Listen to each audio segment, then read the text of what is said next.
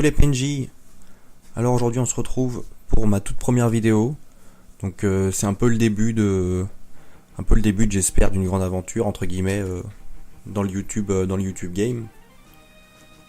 Et je me suis dit comment mieux commencer cette aventure qu'avec un des plus grands RPG d'après moi. Si ce n'est le plus grand d'ailleurs d'après moi.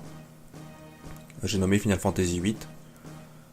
Sorti en 99, si je ne m'abuse, sur PlayStation 1. Donc c'est un jeu qui date un petit peu en effet. Honnêtement c'est mon Final Fantasy préféré, mon RPG préféré j'aurais dit. Je pourrais vous l'expliquer maintenant, mais bon si je vous l'expliquais maintenant on passerait la vidéo sur le menu, qui serait un petit peu con. Donc je vous l'expliquerai plus tard quand on sera enfin lancé dans la partie. Donc c'est parti, hein. Évidemment une nouvelle partie. Parce que on est là pour faire le jeu en entier. Et je vais vous laisser devant la cinématique qui reste une des plus belles cinématiques. De toute façon c'est Square Enix, hein. Square Enix ont toujours su faire.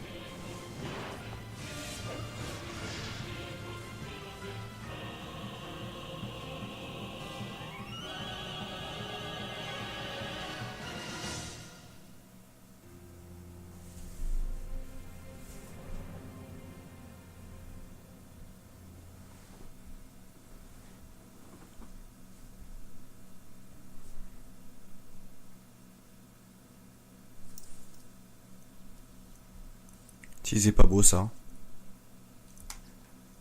Je suis toujours autant impressionné par les talents de Square Enix pour faire des cinématiques. Je pense que c'est vraiment, pas dire le meilleur studio, mais un des meilleurs studios dans ce domaine. Moi j'ai un petit peu mal au front quand même. J'ai un peu pris un coup d'épée.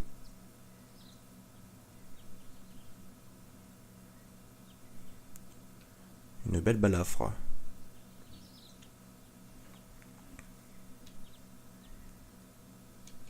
Ah, le nom. Alors moi j'aime bien donner des noms un peu rigolos, un peu ridicules à mes personnages. On change pas les bonnes habitudes.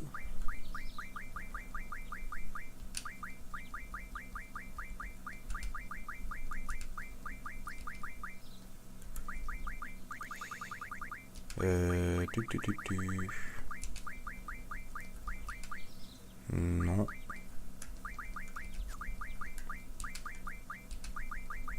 Ça m'a l'air pas mal là. Et voilà le petit Jean-Phi. Hop là, non, je plaisante. C'était bien sûr une plaisanterie. J'ai comme tradition de ne jamais renommer les personnages de Final Fantasy. Je me dis voilà, si les développeurs l'ont appelé comme ça doit être pour une raison. En tout cas, c'est pour garder vraiment être vraiment comment dire, fidèle à l'histoire que les créateurs ont voulu créer, ont voulu faire passer à travers le jeu. Parce que Final Fantasy, c'est avant tout une série d'histoires magnifiques. Ouais, j'aime vivre dans un logement.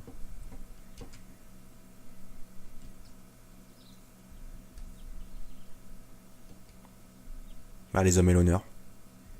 L'honneur, c'est vraiment un truc important pour Squall. Hein. On dirait pas comme ça. Moi, je sais qui c'est. Ah, la fameuse Quistis. Vraiment un personnage important.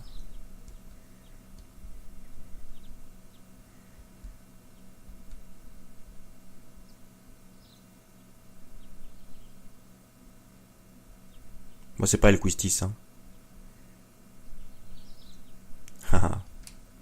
Tellement de mystère sur cette fille. Personnage vraiment important. Vous le découvrirez au fur et à mesure de ce let's play. Et puis c'est vrai qu'il y a une cinématique là. J'avais oublié. C'est la Quistis. Hein. C'est un peu un archétype de personnage japonais, un peu délégué de classe, qui donne pas vraiment les ordres, mais voilà, qui met un peu les choses en rang, tout ça. Tout bien calculé, tout ça.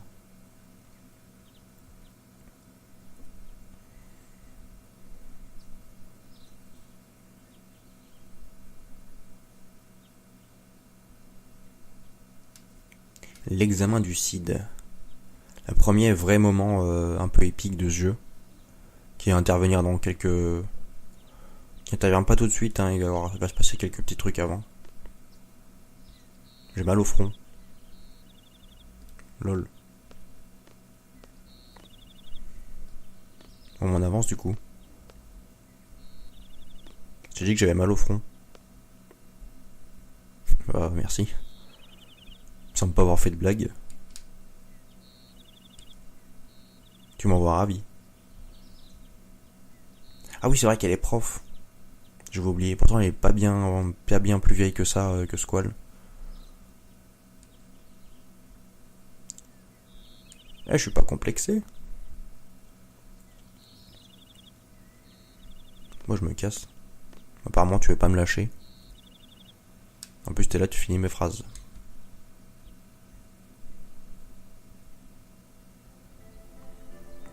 Honnêtement, je trouve que les graphismes ont pas super mal vieilli. Hein. On reconnaît les personnages encore. Il y a des jeux, même de PS2, qui ont bien vieilli de manière... Vraiment, c'est vraiment... quand tu regardes maintenant, c'est un peu dégueulasse, quoi. Mais là, ça va encore, honnêtement.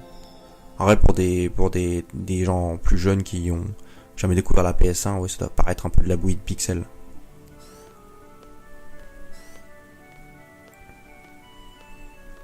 Alors si vous demandez où on est, donc on est à la BGU. La BGU, qu'est-ce que c'est? Je crois que c'est la Balamb Garden University. Donc c'est en quelque sorte une université qui forme un peu des mercenaires, mais pas genre des mercenaires qui combattent pour de l'argent et tout, plus des mercenaires qui utilisent la magie, des épées, un truc un peu plus fantastique, un peu plus gentil. Et nous, donc le personnage principal, donc Squall, est un des meilleurs élèves de l'académie.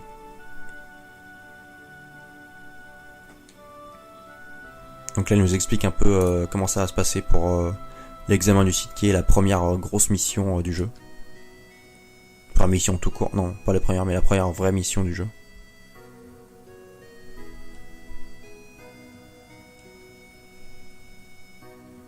Non, ça ira, merci.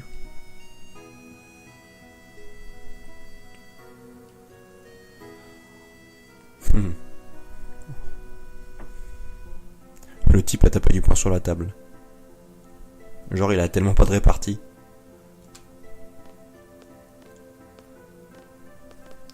Il fait le beau avec son gros manteau.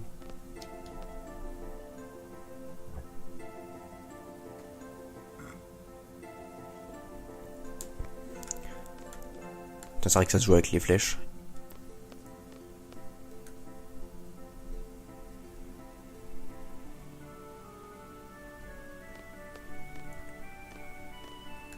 Oh, j'en rapproche tellement le respect. Poussez-vous quand j'arrive. Non, pourquoi faire? Ah, d'accord. Moi, bien sûr, la bonne excuse. Bah, techniquement, si, mais bon.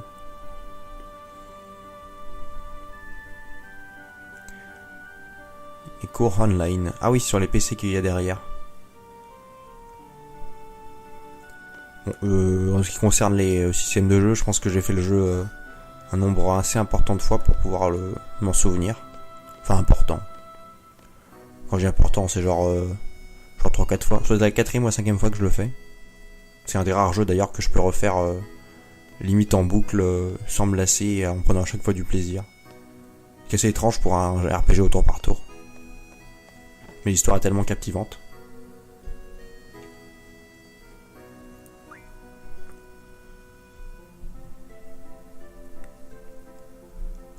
Personnage important dans ce jeu qui vient de me rentrer dedans. Pas vous dire son nom tout de suite, mais on verra plus tard. C'est un peu pour ceux qui connaissent, c'est un peu la Yuffie du FF7, entre guillemets. Un peu le même caractère. Ah bah là oui, t'es un peu à la bourre. Hein. C'est vrai qu'elle est vachement grande quand même, la BGU en vrai. J'ai pas le time en fait là. Mais il va quand même le faire. Parce qu'on est dans un jeu vidéo, putain.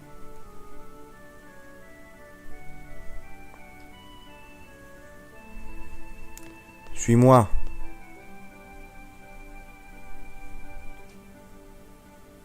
Ah oui, alors ce mec en bas là, c'est le mec qui va te dire hey, est-ce que tu veux jouer aux cartes? Alors désolé pour ceux qui font les jeux à 100%, mais moi ça m'a jamais vraiment amusé le jeu de cartes dans FF8. Je sais que je l'ai jamais fait vraiment. Parce que ça m'a jamais paru intéressant. Après sans doute cool hein, en vrai. Hein. De toute façon je comptais pas le faire. Hein. Honnêtement, merci. Merci. Moi je suis plus adepte des cartes Yu-Gi-Oh en vérité. Ou du poker à la limite. Mais des jeux à la con, non merci. Et la bonne journée.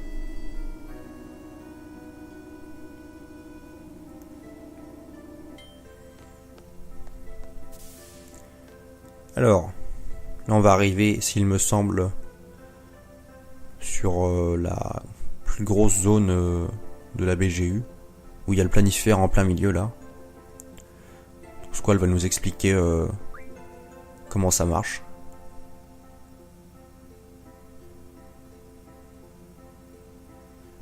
Bah j'allais le dire justement.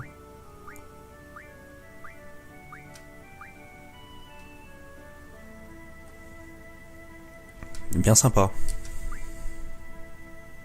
Ouais.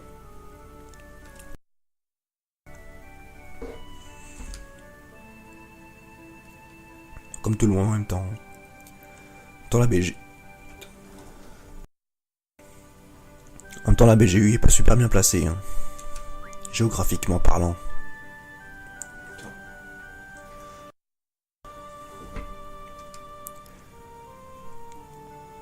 Ah, les fameux bretzels.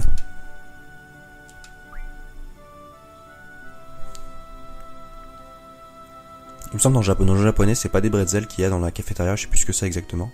Je crois que c'est pas des bretzels. Même si on n'a pas le permis, lol.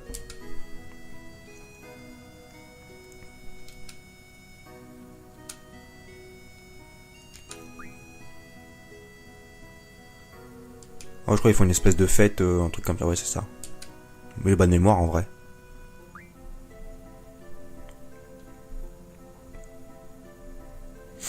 On se demande bien pourquoi. Lol.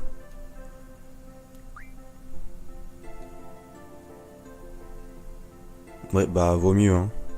Si je me souviens bien, il y a des trucs vraiment pas très marrants là-dedans. Genre des T-Rex ou des trucs comme ça.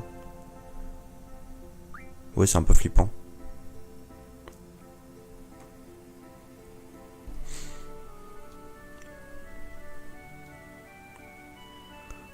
Ouais, c'est là où t'étais en retard, Tal. Peut-être tu te souviens.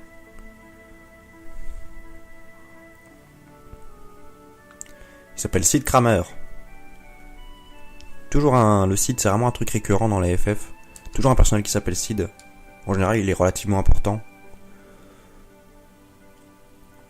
C'est un peu un des trucs récurrents dans les FF qu'on reconnaît avec genre les chocobos et les mogs d'ailleurs.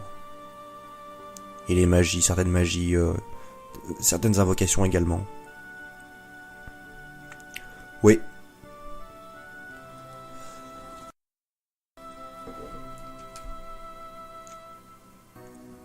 Merci.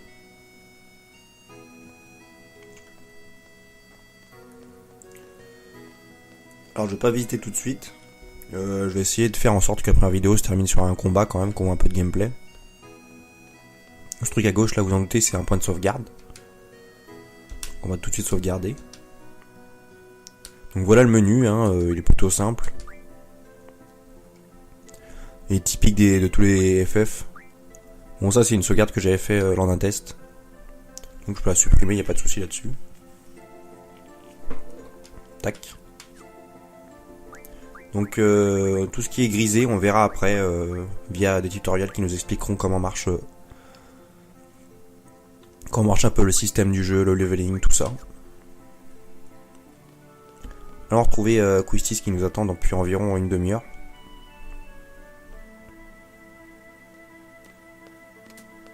Hop là les petits portillons. Il y a souvent des plans comme ça où on voit le personnage de loin. C'est vrai que comme ça on dirait un peu de la bouillie de pixels, mais c'est marrant de le voir se rapprocher, de le voir se dépixelifier entre guillemets.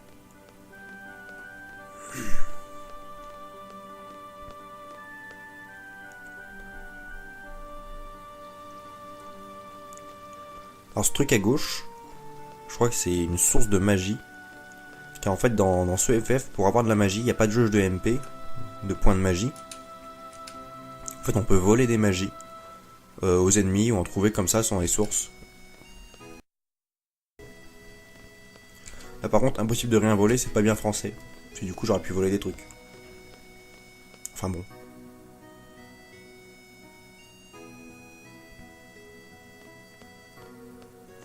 En plus elle a pris le temps de se changer, c'est beau. Ma Guardian Force. Ah oui. Oui, les Guardian Force dans celui-là, c'est le nom donné aux invocations. Donc Golgotha, je crois que c'est une invocation de foudre.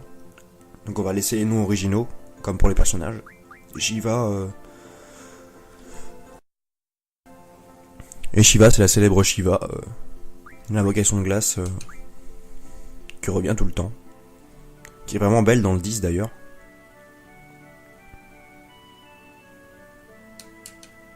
Bon, elles font autre chose aussi. C'est un peu chiant d'ailleurs. Donc là on va voir l'utilité de la commande associée.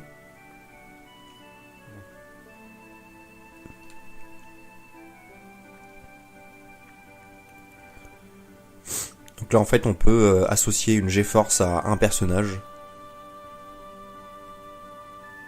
Et en gros les G-Force peuvent monter de niveau en fonction avec les combats. Donc avec des points d'expérience. Et plus elles gagnent de points d'expérience, plus elles montent de niveau.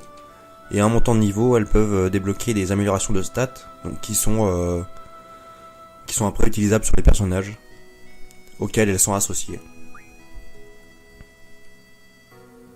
Ce qui est plutôt pratique, qui est plutôt pratique d'ailleurs. Vous voyez, par exemple, on peut avoir plus d'HP et plus de défense.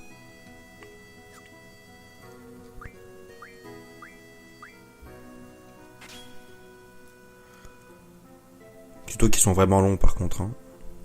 En plus, on ne peut même pas les passer. Et ça, c'est triste. Donc, on peut aussi placer 3 capacités donc pour chaque personnage. Ce qui permet de donner des rôles un peu aux personnages. Genre, on peut en mettre un juste avec magie, volée et objet. Donc, pour qu'elle puisse heal par exemple. Ou mettre G-Force sur un personnage pour qu'il puisse invoquer. Et ainsi, pourquoi pas changer le cours d'un combat. Il me semble que les G-Force sont quand même assez puissantes en général. Ils font pas mal de dégâts.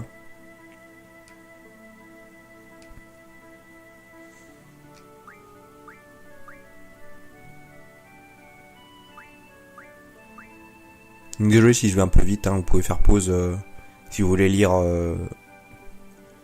les casse-textes du tuto.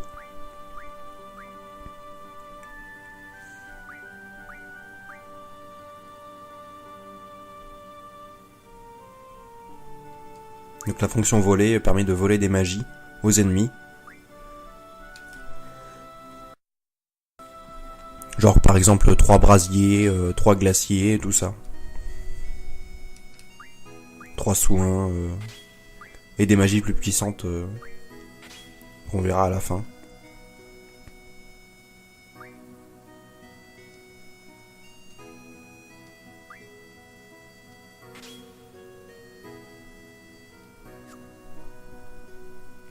Bon, j'avais pas trop le choix en vérité. Hein. Si j'aurais pu, j'aurais skip. Ok, on peut y aller.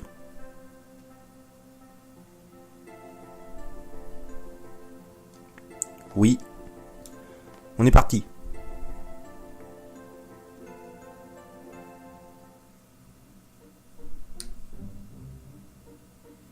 Donc nous voici sur la map monde.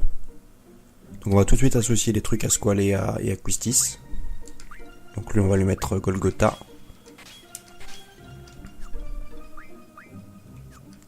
Et on va lui mettre G-Force, Voler et Objet. Et à Quistis du coup on va lui mettre Shiva. Donc l'invocation de glace. Et on va lui mettre Magie, G-Force et Voler. On est plutôt bien je pense. Chercher un ennemi. Donc la grotte je crois que c'est ce truc noir là-bas. Derrière l'espèce de forêt. Donc les mammons classiques de FF c'est vraiment quelque chose qu'on retrouve, qu'on a beaucoup retrouvé, qui a disparu un peu depuis le 12. La dernière fois qu'on l'a vu je crois que c'était dans le 10. Même si ça a apparu un petit peu dans Type 0.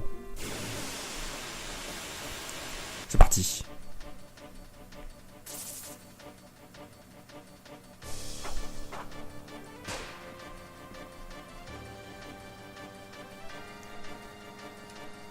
Oh, ça marche jamais ça. Je crois que les Rezokuken, je crois que c'est la trick ultime de Squall. Alors on va lui voler du coup. Vous voyez, il y a des points d'interrogation, donc on va voir ce qu'on peut garder. Donc c'est soit on peut voler la magie et la lancer directement, soit la voler et la stocker histoire de l'utiliser plus tard. Donc on va faire pareil. Donc on a gagné 4 brasiers et 4 scans. Donc brasier c'est une attaque de feu. Et scan c'est une attaque qui permet de scanner son adversaire comme son nom l'indique. Et de voir ainsi le nombre de PV restants et ses faiblesses je crois. Donc la squad devrait pouvoir le finir. Nickel.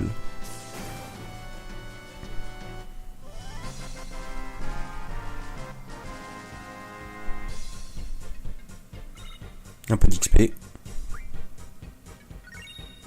Et vous voyez la force qui a reçu un point de compétence, donc c'est ce qui permettra de débloquer des capacités qui permettront d'améliorer nos monstres.